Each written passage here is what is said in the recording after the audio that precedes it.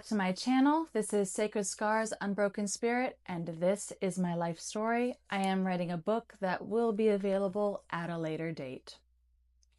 Now, this video is part 2 in a series. In this series, we're delving into my high school years. In the last video, we talked about my high school ex-boyfriend who unfortunately refused to take me to prom and ended up cheating on me the whole entire time. Go back and watch my last video if you'd like to hear the whole story. About a year after our breakup, I was over at a friend's house. She lived the next road over from Dave.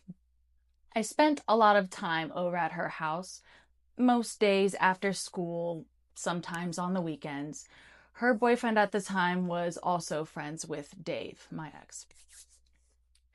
One day I was over visiting my friend and her boyfriend. It was just a regular day. Out of nowhere, my friend had mentioned to me that her boyfriend, Dave, and one other person were essentially making plans to go do something together. I didn't quite understand what was going on, but in the moment, I paid it no mind. To my knowledge, there was some more back and forth on the phone between Dave and her boyfriend. Come to find out, Dave had the bright idea to rob another mutual friend that we will call Barry for privacy purposes. They were planning to rob Barry for a pound of marijuana.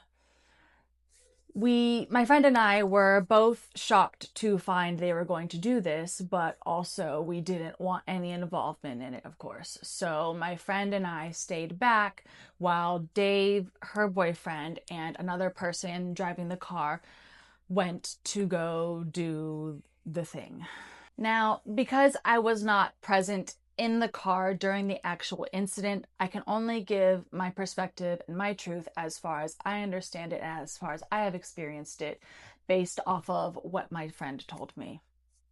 When her boyfriend returned, he did not speak, at least not to me. And so this is the story as I understand it, based off of both what I was told and what I did eyewitness. There were 3 people that went on the car ride: the driver, my friend's boyfriend, and Dave. All 3 went to go pick up Barry. Dave's plan was to convince Barry to go in on a pound of marijuana together, splitting the cost between Dave, Barry, and my friend's boyfriend. Barry agreed, and so they picked him up and in the car and they went for a ride. That's when things went south. From what I understand, Dave was riding in the front passenger seat and Barry was directly behind him in the back, along with my friend's boyfriend in the back seat. The boyfriend pulled out a pew-pew and told Barry to give him the money. Barry had the money stuffed in his sock. As Barry went to go reach for the money to give it to him, he was still going to cooperate and the gun went off. The boyfriend had made an impulsive decision and Barry was shot once in the head. They immediately pulled over and they dumped Barry's body on the side of the road and left him for dead. They took off. When they got back to the house, their clothes and the car was completely covered in blood. My friend and I looked at each other in complete, utter shock. We were speechless. I didn't want to believe what I thought just happened, but it was undeniable. They changed their clothes, began stomping on the phones to destroy text message evidence. I watched them take the hose and start washing out the blood from the back seat of the car. It was a horrific scene, to say the least, and incredibly difficult to watch. They wanted to fully get rid of the bloody items, the clothes, their phones, and of course the gun. I was the only one there with a car. Now, there's been a pattern in my life getting caught up in other people's mess simply from being in the wrong place at the wrong time. This was no different. I wanted absolutely nothing to do with this situation, but I felt backed into a corner. My brain thought, what would they do to me if I didn't comply? And so I did. So, with that being said, my friend, her boyfriend, and I drove over to another friend's house where they burned the clothes and they buried the phones as well as the pew pew. They then took the money from the robbery and they went in a different car to go buy drugs, numbing themselves from the events that had occurred prior that day. After they got rid of the evidence, we drove back to my friend's house and I went home. A couple days later, the police had gone over to my friend's house to arrest Dave, and again, they lived very close, like a street down from each other. They went over to arrest Dave as well as my friend's boyfriend. She gave her statement while she was there, and then the police showed up at my house as well. I gave my statement, and the police made me show them where the evidence was taken. I had to give my full deposition to the investigator, and then a few months later, I received a subpoena for court to testify in both Dave and the shooter's trial. My friend and I both cooperated fully with the investigators because we were scared of being charged guilty by association kind of thing.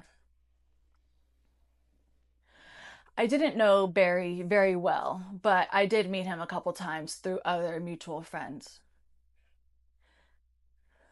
The shock from what had happened, that what had happened had actually happened, it didn't fully sink in until later on. I spent many nights crying once it fully hit that he was gone. And what had happened had happened.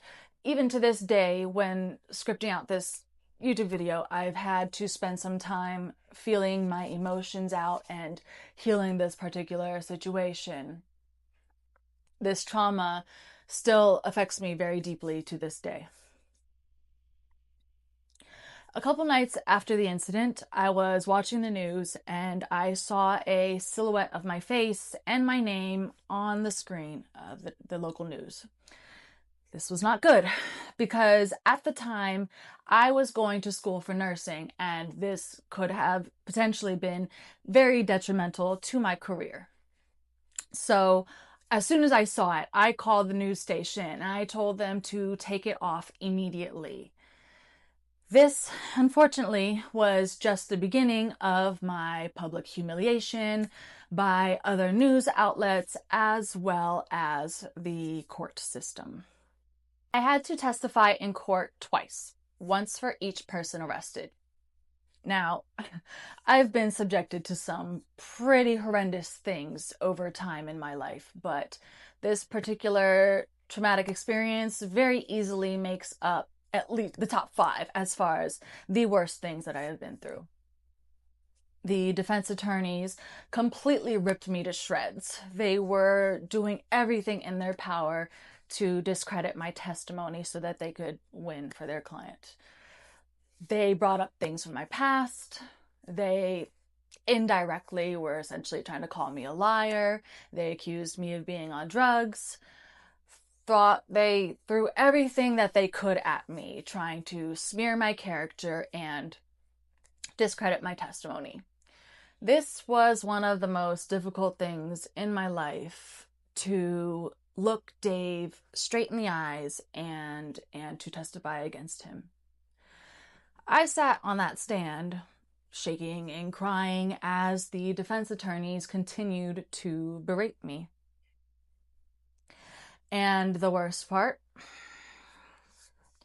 I had to do it all over again at the shooter's trial. The news stations were recording in the courtroom, and once again, I found myself on the news giving my testimony.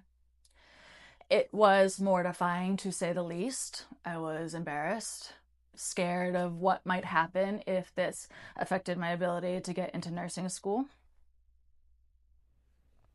Ultimately, the shooter was sentenced to life in prison without parole, and Dave got something like 50 years in prison, plus 12 years of parole, if I remember correctly. Now, when you factor in time that the state gives you to get out early for good behavior, that means that Dave will be out of jail in about 10 or 15 years. There's always been this fear for my safety in the back of my mind, haunting me my whole entire life, that Dave would come for me when he got out, that he would be angry that I testified against him, holding a grudge, never forgetting.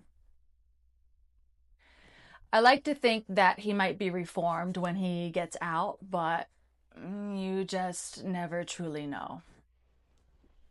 All right, so that wraps up this two-part series on the traumas experienced from my high school ex-boyfriend, as well as his involvement in the robbery/murder of his own friend Barry, as well as testifying in his trial.